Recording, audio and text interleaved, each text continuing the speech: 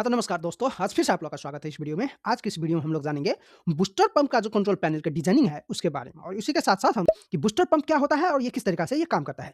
तो मैं आप लोग को छोड़कर मैं आप लोगों को जानकारी दे देता हूँ। एक सपोज़ करके चलते हैं कि एक 5 फ्लोर का बिल्डिंग है और प्रत्येक फ्लोर पे जो है हम लोग को 4 फ्लैट है, ठीक है दोस्तों? तो वहाँ पर जो है धारा होगा, ठीक है ना? टॉयलेट होगा, बाथरूम होगा, तो प्रत्येक में क्या होगा हम लोग को धारा का आवश्यकता होता है। तो उस टाइम जो है क्या होता है, हम लोगों को पंप जो टैंकी जो होता है हम लोग को छत के ऊपर में, तो वहाँ पर जो है इस बूस्टर पंप को हम लोग यूज़ करते हैं। अब यूज़ क्यों करते हैं दोस्तों? अब यदि हम लोग को 5 फ्लोर है, यदि जैसे आप लोग यदि मानिए हम लोग को जिस टाइम यदि हम लोग को पानी खपत ज़्यादा होगा, तो उस टाइम क्या होगा, हम लोग को जो पानी जो धारा में जो पानी का प्रेशर जो होगा वो कम हो जाता है। तो उस प्रेशर को मेंटेन करने के लिए हम लोग जो है इस 2 पंप को, इस बूस्टर पंप को हम लोग जो है यूज़ में लेते हैं दोस्तों। तो वहाँ पर ये पंप क्या करता है, उस पाइप में जो पानी का जो प्रेशर होता है, उसे मेंटेन करने का ये इसका मेन भूमिका होता है। और ये किस तरीक़ा से ये काम करता है, ये अल्टरनेटिव वे में ये स्टार्ट और स्टॉप होता है। तो ये जब मैं इसको पूर्ण रूप से आप लोगों को एक्सप्लेन करूँगा आगे जाके, तो वहाँ पर आप लोगों को ये समझ में आ जाएगा दोस्तों, ठीक है ना? तो अब चलते हैं, इस कंट्रोल पैनल को जो ये डिज़ाइनिंग है, इसे समझते हैं। तो इस वीडियो को स्टार्ट करने से पहले यदि आप लोगों को डीओएल स्टार्टर के बारे में जानकारी नहीं है, डीओएल स्टार्टर का पावर डायग्राम क्या होता है, उसका कंट्रोल डायग्राम क्या होता है, यदि आप लोगों को ये जानकारी नहीं है, तो आप लोग जो है पहले वो वीडियो जाके देख सकते हैं दोस्तों, ठीक है ना? तो इस वीडियो में जो है दोस्तों, ये इसमें डीओएल स्टार्टर का जो कंट्रोल डायग्राम होता है और पावर डायग्राम होता है, उन्हीं को इसमें मैंने यूज़ किया हूँ दोस्तों, ठीक है ना? तो आप लोगों को वो जानना एकदम इम्पोर्टेंट हो जाता है। तो इससे जो हमारा पहले का जो वीडियो था लैचिंग रिले के बारे में, ये वाला दोस्तों, तो वो वीडियो भी आप लोगों को जानना बहुत ज़रूरी हो जाता है क्योंकि वहाँ पर जो ये लैचिंग रिले का जो है, इसका डिटेल फंक्शन मैंने वहाँ पर आप लोगों को एक नॉर्मल मैग्नेटिक कॉन्टैक्टर रिले के साथ मैंने आप लोगों को कंपेयर करके भी मैंने वहाँ पर बताया हूँ दोस्तों, ठीक है ना? तो इसका फंक्शन जो होता है, ये इंटरनली ये किस तरीक़ा से फंक्शन करते हैं, तो इसका फंक्शन आप लोगों को जानना बहुत ज़रूरी हो जाता है दोस्तों, ठीक है ना? तो आप ये कंट्रोल डायग्राम जो है, ये आप लोग ईज़िली समझ सकते हैं। यदि आप लोगों को दोस्तों कंट्रोल पैनल के डिज़ाइनिंग के बारे में यदि आप लोगों को सीखना है, यदि उसके डिज़ाइनिंग और मेंटेनेंस के बारे में यदि आप लोगों को सीखना है दोस्तों, तो हमारे चैनल में ये हमारा सभी प्रकार के वीडियो है दोस्तों, ठीक है ना? इसी प्रकार के ये सभी प्रकार के वीडियो है दोस्तों, ये आप लोग जो है जाके वहाँ से आप लोग को जो इंटरेस्टेड है, आप जिसमें इंटरेस्टेड है, वो आप लोग जो है देख सकते हैं दोस्तों, ठीक है ना? तो अब हम लोग जो है दोस्तों आगे बढ़ते हैं दोस्तों, ठीक है ना?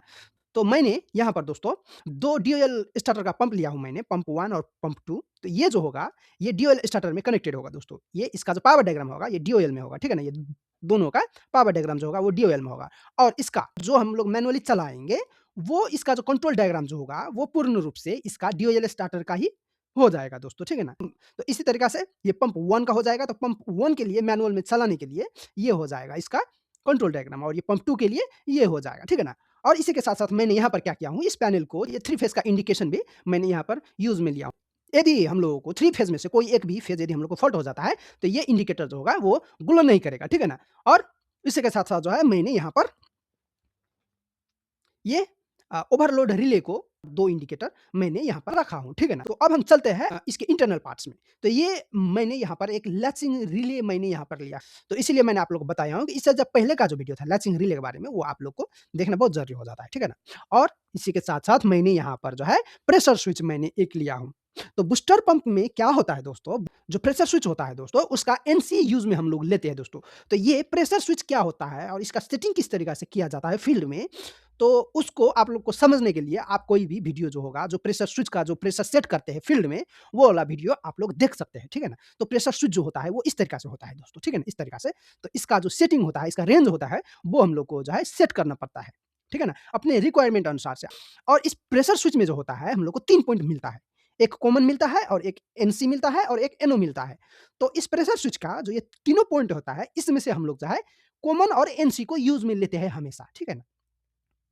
और उसके बाद मैंने यहाँ पर एक सेलेक्टर स्विच लिया हूँ। इस सेलेक्टर स्विच की मदद से मैं इसको ऑटोमैटिक में चलाऊँगा और मैनुअल में चलाऊँगा। तो ऑटोमैटिक में जब चलेगा तो ये लैचिंग रिले की मदद से चलेगा, लेकिन जब मैनुअल में ये चलेगा तो उस टाइम हम लोगों को जो है ये ड्यूअल स्टार्टर का जो कंट्रोल डायग्राम होता है उसकी मदद से ये चलेगा। मैनुअली हम लोग अपने से ही सेल्फ स्टार्ट करेंगे और सेल्फ स्टॉप करेंगे, ठीक है ना? तो हमारा ये स्टॉप स्विच हो जाएगा, ये हमारा एमसीबी हो जाएगा, उसके बाद नीचे जो होगा ये हमारा लैचिंग रिले हो जाएगा और इसी के साथ-साथ जो होगा हमारा ये लैचिंग रिले का ये एड्रेस देखिए आप लोग केएल है, इसी का इसका भी केएल है और इसका भी केएल है। तो ये लैचिंग रिले का ये 2 कॉन्टैक्ट मैंने यहाँ पर यूज़ में लिया हूँ। एक एनसी और एक एनओ 2 मैंने यहाँ पर यूज़ में लिया हूँ, ठीक है ना? तो आप लोग यदि देखेंगे तो यदि मैं इसे जब हटा देता हूँ, इतने ही भाग यदि मैं रखता हूँ, इतने ही भाग, तो ये हमारा पूर्ण रूप से ड्यूअल स्टार्टर का जो हमारा कंट्रोल डायग्राम होता है, वो हो जाएगा दोस्तों, ठीक है ना? ये पूर्ण रूप से।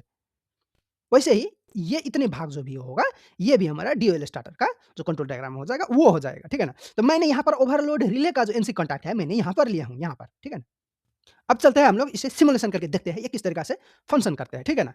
तो मैं यहाँ पर क्या करता हूँ, सिमुलेशन को ऑन करता हूँ और इसको जो ये हमारा मेन जो एमसीसीबी हो जाएगा, उसे ऑन करता हूँ। अब इन दोनों का भी एमपीसीबी को मैं ऑन करता हूँ। उसी के साथ-साथ ये कंट्रोल डायग्राम के लिए भी जो एमसीबी है, इसको भी मैं ऑन करता हूँ। ये हमारा जो 3 फेज़ का जो इंडिकेशन होगा, इसे भी मैं ऑन करता हूँ। अब मैं यहाँ पर अब यहाँ पर आप लोग देख सकते हैं, पहले जो है ये पंप 2 अभी स्टार्ट हुआ है, ठीक है ना? पंप 2 स्टार्ट हुआ है। जब प्रेशर स्विच जब एनओ से एनसी बनेगा, तो उस टाइम ये पंप 2 स्टार्ट होगा। उसके बाद देखिए दोस्तों, जब ये प्रेशर मेंटेन होगा, तो ये क्या होगा, ये कॉन्टैक्ट एनसी से एनओ बन जाएगा। तो उस टाइम दोनों पंप ऑफ कंडीशन में रहेंगे, ठीक है ना? जैसे ये इस तरीक़ा से। तो ये ऑफ कंडीशन में रहेंगे। जब फिर से ये हम लोग को जब हम लोग को फिर से हम लोग को प्रेशर यदि लो हो जाएगा, तो उस टाइम में हम लोगों को दूसरे टाइम हमारा ये पंप 1 स्टार्ट होगा, ठीक है ना? तो इस तरीक़ा से जो होगा हम लोगों को ये पंप जो है अल्टरनेटिव ये रन करेगा। एक बार जब ये हम लोगों को एक बार ऑन होगा तो पंप 1 स्टार्ट होगा, फिर दूसरे बार जो ये ऑफ होकर ऑन होगा, तो उस टाइम हम लोग को पंप 1 ऑफ होके पंप 2 स्टार्ट होगा, ठीक है ना? तो इससे क्या होता है, मोटर का जो लाइफ होता है, मोटर का और जो भी कॉन्टैक्टर होता है, जितने भी इक्विपमेंट यहाँ पर लगा होता है, उन सब का लाइफ क्या हो जाता है, वो इंक्रीज़ हो जाता है। तो बूस्टर पंप का खासियत ही यही होता है, दोनों पंप को बारी-बारी जो है हम लोग ऑटोमेटिक चलाते हैं, ये प्रेशर स्विच के मदद से, ठीक है ना? यदि 1 के सटा हम यदि 2 पंप लगाते हैं, तो इसमें क्या होता है, हम लोगों को पंप का जो लाइफ होता है, वो इंक्रीज़ होता है। क्यों? क्योंकि ये अल्टरनेटिव में ये रन करेगा, ठीक है ना? ये पंप अल्टरनेटिव में रन करेगा, क्योंकि जब एक बार ये जब स्टार्ट होगा, ये हम लोग को प्रेशर स्विच जब एक बार हम लोगों को ये ऑन होगा, एनो से एनसी बनेगा, तो उस टाइम क्या होगा, हम लोगों को ये पंप जो होगा 1 स्टार्ट होगा। फिर दूसरी बार जो होगा, हम लोग को पंप 2 स्टार्ट होगा। तो इसमें क्या हो जाएगा, ये ऑन ऑफ जो होने का जो टाइम होता है पंप का, वो इंक्रीज़ हो जाएगा, ठीक है ना? तो इसीलिए जो है हम लोग बूस्टर पंप में 2 पंप को यूज़ करते हैं और अपने रिक्वायरमेंट अनुसार भी हम लोग यूज़ करते हैं। अब चलते हैं दोस्तों, इसे जो है हम लोग एक बार मैनुअली में इसे चला के देखते हैं, ये किस तरीके से काम करते हैं मैनुअली में। तो मैनुअली में क्या होगा, ये प्रेशर स्विच जो होगा, ये काम नहीं करेगा उस टाइम दोस्तों, ठीक है ना? क्योंकि हम लोग जो है इसे बायपास कर देंगे। तो ये प्रेशर स्विच और ये लैचिंग रिले जो होगा, उस टाइम हम लोग को काम बिल्कुल नहीं करेगा। उस टाइम जो है हम लोग हैंड से ही ऑन और ऑफ करेंगे दोनों पंप को, ठीक है ना? रिक्वायरमेंट अनुसार से। तो पहले जो होगा ये सिलेक्टर स्विच जो होगा, मैं इसे टर्न करता हूँ। इसे टर्न करते ही अब क्या होता है, मैं पहले इसे स्टॉप कर देता हूँ। ये पंप हमारा स्टॉप हो गया, ठीक है ना? तो ये जो होगा हमारा इमरजेंसी स्टॉप जो है स्विच हो जाएगा। ये हमारा पुश बटन नहीं है, ठीक है ना? ये हमारा पुश बटन नहीं है। ये है हमारा पुश बटन, ये स्टॉप पुश बटन है। ठीक है ना? ये हमारा पुश बटन नहीं है। तो आप लोग को बटन के भी बारे में जो है, ये स्विचेज़ के बारे में भी मैं आप लोगों को इससे पहले का जो वीडियो है, उसमें मैंने थोड़ा-सा आप लोग को जानकारी दिया हूँ दोस्तों। तो अब चलते हैं, इसे जो है मैं स्टार्ट करता हूँ। तो पहले मैं क्या करता हूँ, पंप 1 को मैं स्टार्ट करता हूँ। तो ये हमारा पंप 1 के लिए स्टार्ट पुश बटन है, मैं इसे प्रेस करता हूँ। तो जब मैं इसे प्रेस करता हूँ, तो ये हमारा पंप 1 स्टार्ट होता है, ठीक है ना? अब ऐसे ही यदि हम लोग को पंप 2 को स्टार्ट करना पड़ता है, तो उस टाइम हम लोग पंप स्टार्ट पुश बटन को प्रेस करेंगे, तो ये पंप 2 स्टार्ट होगा। अब यदि हम लोगों को स्टॉप करने का रिक्वायरमेंट होगा, तो ये है हमारा स्टॉप पुश बटन, इसे मैं प्रेस करता हूँ, तो ये हमारा पंप 2 स्टॉप हो जाता है, ठीक है ना? वैसे ही पंप 1 को भी मैं स्टॉप करता हूँ, तो ये है इसके लिए स्टॉप पुश बटन, इसे मैं प्रेस करता हूँ। तो ये अभी दोनों स्टॉप हो गया। अब मैं आप लोगों को दिखाता हूँ, ये ओवरलोड रिले जो है, ये वाला, ये किस तरीके से काम करता है। तो मैं यहाँ पर आप लोगों को मैनुअली में ही इसे स्टार्ट करके, ठीक है ना?